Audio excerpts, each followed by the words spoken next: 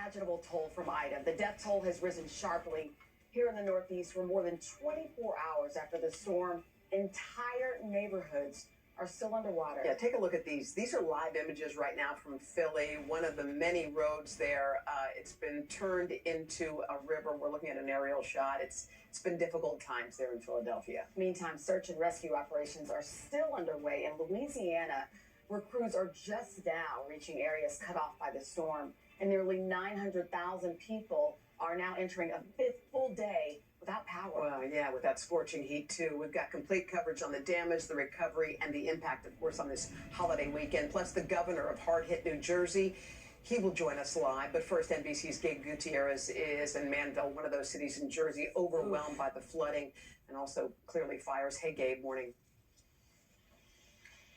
Hoda, good morning. This home behind me is still burning. The one next to it apparently exploded, and for a while it was very difficult for firefighters to get here because this entire neighborhood was underwater. Thankfully, no one was inside this home at the time, but across the Northeast, at least 46 people have been killed, and today a massive cleanup effort is underway. This morning, the Northeast is shaken after the remnants of Hurricane Ida swept through, catching many off guard. We lost everything. Torrential downpours, unprecedented flash flooding, and powerful tornadoes battered businesses, homes, and public transit.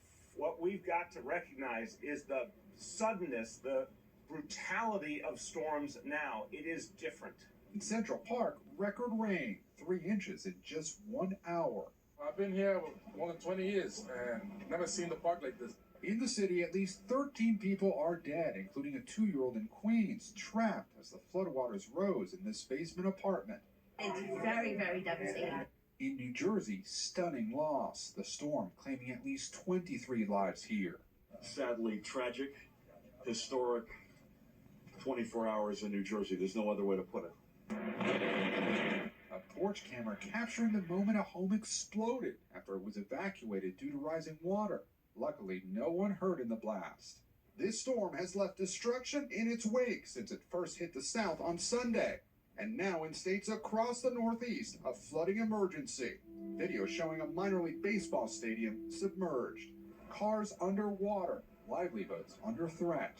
Back is filled, basement's filled. From suburban New York to outside Philadelphia, urgent water rescues. And in southern New Jersey, a terrifying EF3 tornado. The National Weather Service now says it packed winds of up to 150 miles an hour. Ashley Thomas is 8 months pregnant. Her home gone. Everything was just crashing down on us. And this morning, the Connecticut State Police mourned the loss of one of their own. Sergeant Brian Mull died after his cruiser was swept away. We lost another member of our family. Every troop is devastated. Back here in New Jersey, this is what's left of that home that apparently exploded. And now that the waters have receded in this neighborhood, we're seeing cars tossed around here. In New York City, city officials say that they had to tow more than 500 vehicles and had to rescue some 800 passengers from the subway system there.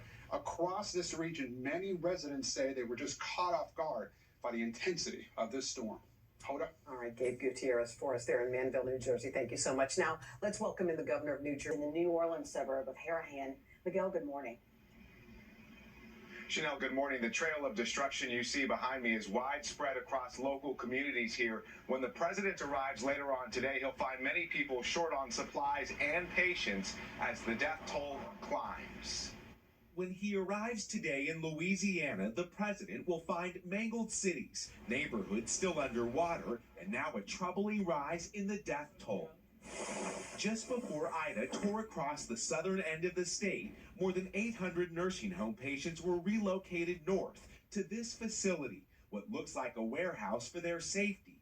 But now officials, citing serious concern, have launched an investigation after 4 died. 3 deaths classified as storm-related. New Orleans has been forgotten. The troubling news comes as more than 1 million across the region, including seniors living alone, remain without power and air conditioning for a 5th day. Many in desperate need of electricity to use medical devices. How much longer do you think you can last here? I can't live. I can't. Is this life and death for you? Yes, it is. With the shredded power grid slowly being restored, authorities have also confirmed 3 new carbon monoxide deaths at home, as many use gas generators without proper ventilation. The people of Louisiana and Mississippi are resilient and resourceful. We're going to stand with you for as long as it takes to recover and allow you to rebuild. As the scope of the damage comes into focus, we are now seeing some of the hardest hit communities like Lafitte for the first time. It's heartbreaking when you have grown men who tough men, fishermen who call you and tears in their eyes, they lost everything. It's just tough. It's just a tough time. The agony of Ida stretches far beyond the bayou. Today, lines for gas, food, water, and ice are hours long in scorching heat.